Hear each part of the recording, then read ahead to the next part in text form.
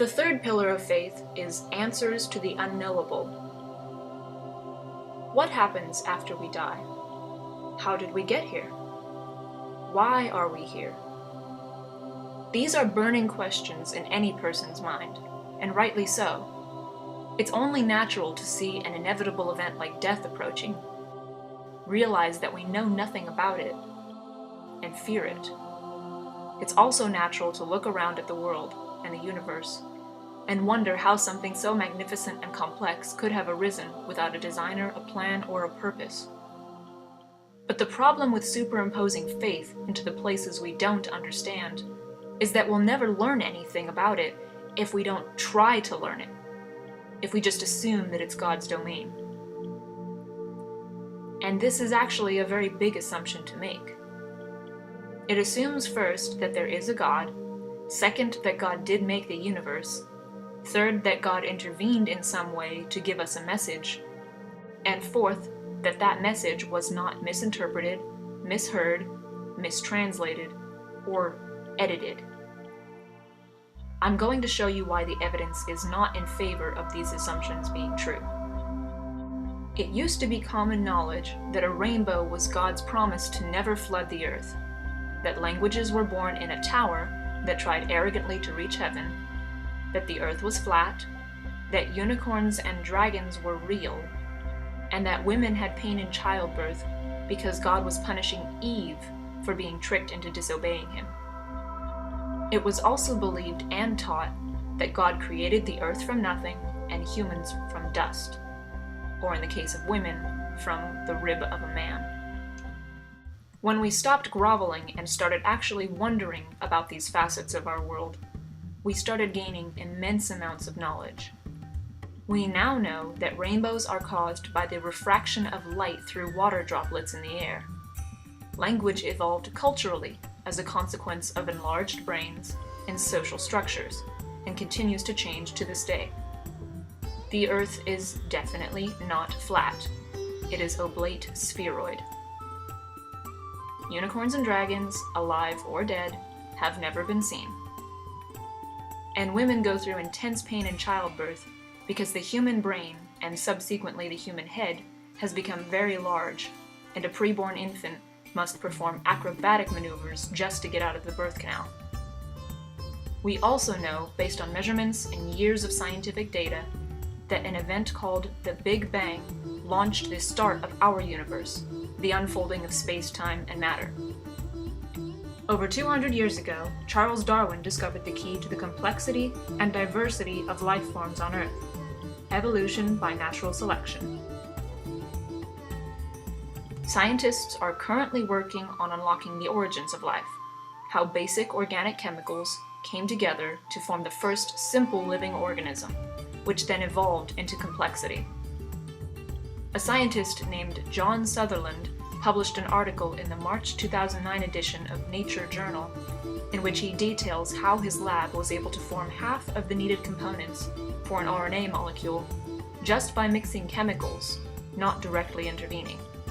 Given more time, the picture of how life formed abiotically will be complete, and then another gap in our knowledge that God previously inhabited will be closed.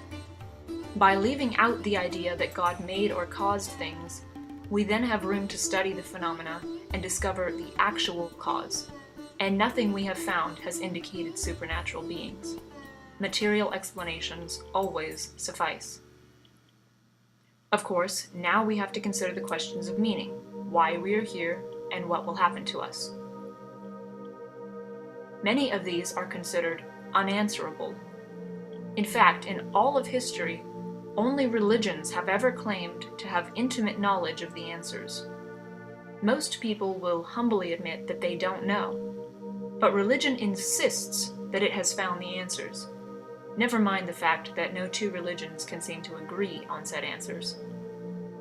Let's seriously consider this. If religion was wrong about all of the things I just mentioned, and many more, then what makes it any more likely that it's right about these things? Religion makes some pretty extreme claims, but the only evidence it provides is someone back in the Iron Age had a feeling that this was true. and they thought that feeling was from God. Interestingly, none of the conclusions that the writers of the Bible came to were really beyond their mental abilities to work out or imagine for themselves. What I mean is, they never wrote about something that they couldn't have known about because it wasn't discovered yet, like evolution, for example.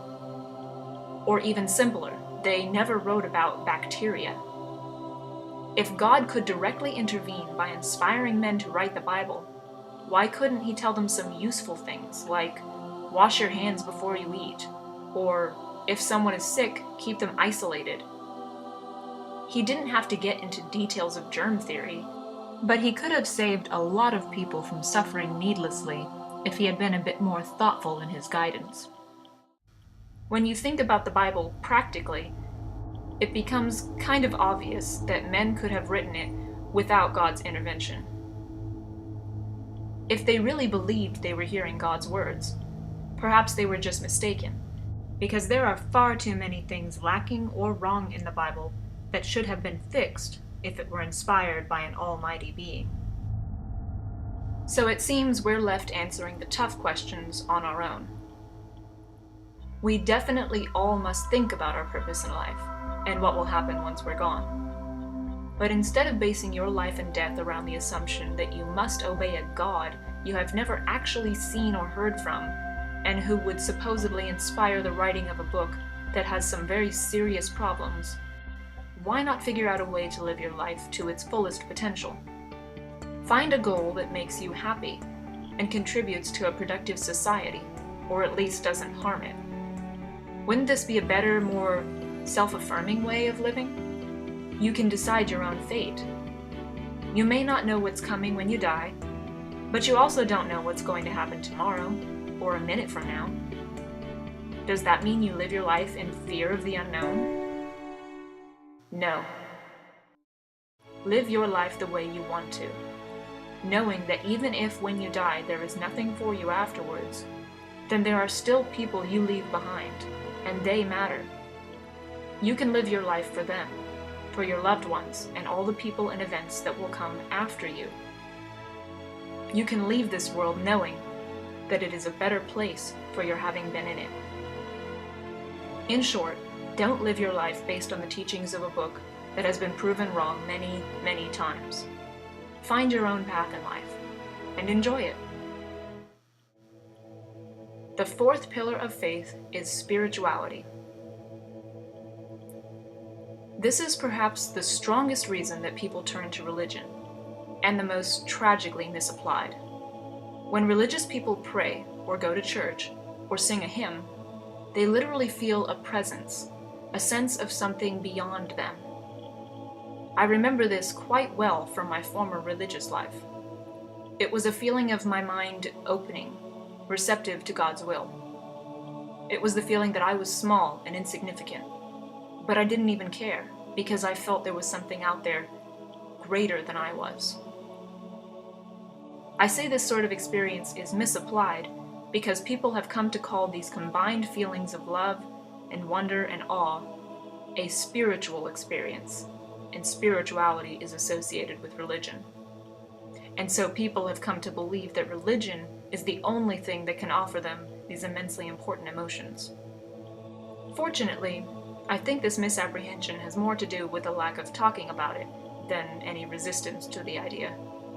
If more people were open about their non-religious experiences of things beyond them, then we wouldn't have such a terrible misunderstanding on our hands. The replacement of religious spirituality by secular spirituality starts by defining another word, which can be used in place of spiritual. That word is numinous. A numinous experience is one that is supernatural or mysterious, appealing to the higher emotions or the aesthetic sense. This can be used the same way that spiritual can, but without the religious connotation. While believing in a God can give you a feeling that there's something else bigger than you are out there, there are plenty of other ways that are verifiable as part of reality that can give you the same feeling. Try going outside at night and looking up at the sky. The expanse of the Milky Way, if you're in a low smog area, is quite wondrous and humbling. There are amazing places to be found on Earth, too. The Grand Canyon, the Amazon, the Wall of China, the Sahara Desert. All of these places can inspire in us a feeling of the numinous. It's different for everyone, but we can all find something that gives us the feeling that there are things beyond us, and that they are magnificent. So go out, see the world. Look for things that inspire you, that give you a numinous experience. Make sure to visit them every now and then, in your thoughts if nothing else.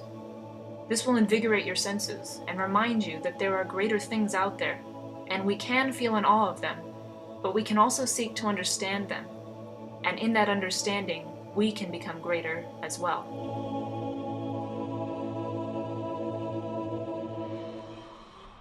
To summarize, I believe that faith rests upon 4 pillars, things that can and are found outside religion, but that religious people are taught are only found in religion.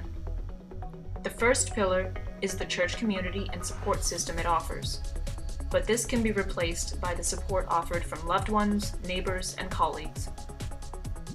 The second pillar is a guide on how to live a moral life, but throughout history we have seen that people do both good and awful things directed by their faith.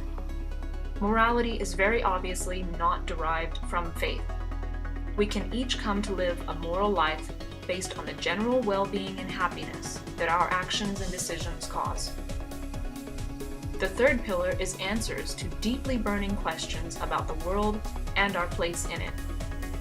But the many religious claims that have been made are slowly being dismantled and proven wrong, such as why we have rainbows or pain in childbirth. If religion is wrong about these things, then how could it possibly know the answers to even bigger questions of purpose and meaning? It would be better to live based on the assumption that this life is the only one we get, and we shouldn't waste it. We can live for the people who love us, and who we love in return, and know that when we die, come what may, we will have left the world behind us a better place. The fourth and final pillar is of spiritual feelings, of something greater than us. Religion has systematically forced into our society the belief that these feelings are only given by God. But this is not true. Every person experiences wonder and awe for the astounding and marvelous things in our world. These numinous experiences don't have to come from a being we're not even sure exists. We can all experience the grand and splendid through the outlet of our choice, be it fantasy, dreams, or the wonders of reality. The 4 pillars of faith are the parts that people hold close to their hearts, that keep them whole in body and mind, and that they have learned to associate with religion. Taking them away and leaving the person stranded in the rubble of their faith would be cruel and unproductive. But replacing them with the same principles found outside of religion can provoke the birth of a person who is not weighed down by the frailties of blind faith, but still has all the essentials of a healthy and happy life. To my atheist viewers, this should always be kept in mind when speaking to a person about their faith. And for my religious viewers, if I have any, I hope I have given you something to consider.